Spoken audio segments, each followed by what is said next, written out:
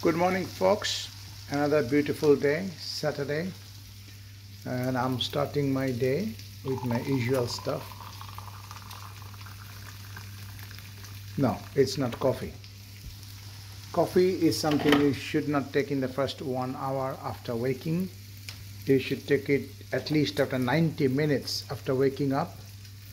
So what do I do when I first wake up and you're feeling a bit cold, you're feeling a bit tired, you want to wake up, and I'm telling you, don't drink coffee in the first 1 hour. So I've got a solution. It's the heat of the coffee which you need. So okay, fine, I'll go for hot water. And after waking up from sleep, your body is dry, dehydrated, so that water will help. We put half of a lime. Yes, half of a lime, and I will squeeze it in my lime crusher, and also a pinch of stem of ginger, and I crush it in my dhinchak. You can call it mortar and pestle, and then I put all in there. Now I have been doing this for a while. I gave it to my wife yesterday as she was driving to the university, and she told me that that's the best drink after coffee and tea, she thinks. So she loved it, and she told me this morning also she would like to have this. So this should be a first drink. And then of course I love my coffee. Yes, everybody loves coffee. You can no doubt. Coffee, come here, quickly. Coffee, go. No, coffee doesn't do fetch. Coffee, all coffee wants is to get cuddled. I'm not cuddling you. No, okay, fine. So everybody loves coffee, and coffee has got a lot of benefit, as you know by now. Now, what else you should do? Let me switch it off, otherwise it'll be cold. So lots of green stuff you need. And I think our Dietetic Society guidelines needs to be changed very, very soon, ASAP, to be honest, because some of the advice are good, which is eat greens, vegetables, eat less processed food, a lot of water. That's all fine. Mind your portion size, that's fine.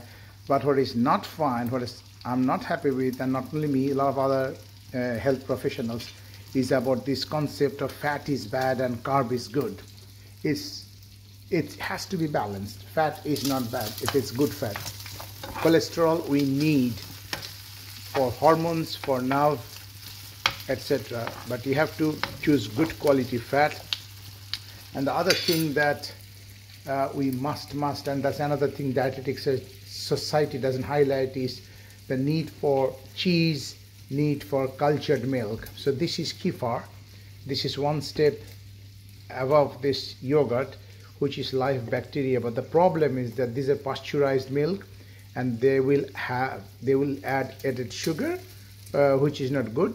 So it has to be non-pasteurized, but safe, and non-added sugar cultured drink that is very, very beneficial. And see, they have written on the back of their thingy that 70% of your immune system lives in your gut.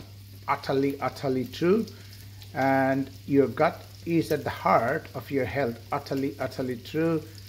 95% of the happy hormone serotonin is produced in the gut. So these are all fine. And most of the problem, the current problem with our health, is because of mismanaged gut. It is not about mismanaged heart, although heart is coming from the lack of activity, but more lack of good food, and in fact plenty of bad food. And some of these have been passed over to us by experts of the past, 70 years ago, 50 years ago, who told fat avoid like an enemy. And that's what we have done. And we have tried to control our fat level in the blood, and we victimized cholesterol, not knowing that it is not cholesterol which is the problem, it is a triglyceride. And where the triglyceride comes from? Not from fat. It comes from carbs, all sorts of carbs. It can be good looking carbs like oats, cereal, porridge, or bad looking carbs like coffee, ice cream. But at the end of the day, inside your gut, inside your body, whatever good carb you're eating is going to turn into pure sugar. And the sugar is the one that will give rise to high triglyceride, and the triglyceride is starting all the cardiovascular problem. It is not cholesterol. Anyway, so lots of greens. And remember, when you are processing the greens, always soak it to get rid of whatever they're using, fertilizer, pesticide, and then wash away this water. And think about rainbow, it has to be multicolored vegetable, not one color, and lots of good quality protein. Here I'm making chicken with yogurt, and I'm marinating it with lime juice, a little bit salt, turmeric, and red chili, and then you're going to cook it, a nice cooking. It will be very aromatic. And another thing you need to be making part of your daily life is dal, lentil, pulses, legumes, yeah, and spice it up with spices. And unless you know how to handle spices, how to use spices, all these vegetables will be so bland and nobody would like to have it. So you need to master your spices. Unfortunately, UK being a cold country, not many spices were growing here, so we need to learn about how to use spices, because now we are eating pineapples from South America, so we can also have spices from the Asian subcontinent, a lot of spices. So I'm going to stop here now. I'm a gastroenterology consultant based in Essex. I'm also a hepatologist, and I'm very interested in gut and liver and mental health. That is so important to do what we want to do, we need to do, and we know that we need to do, but we can't do. So how to control the monkey, that's my another very favorite area of interest and research. Anyway, have a lovely day.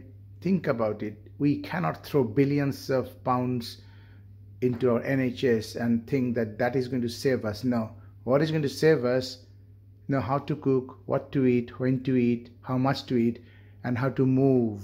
I'm not talking about exercise, how to move. Exercise, like diet, is artificial, whereas good food and movement is organic.